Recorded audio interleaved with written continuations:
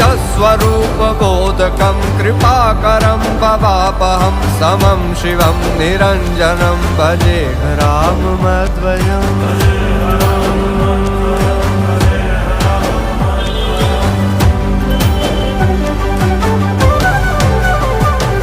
सह प्रपंच कल्पितं ह्यनाम रूप वास्तवं निराकृतिं निरामयं भजेह राममद्वयम्।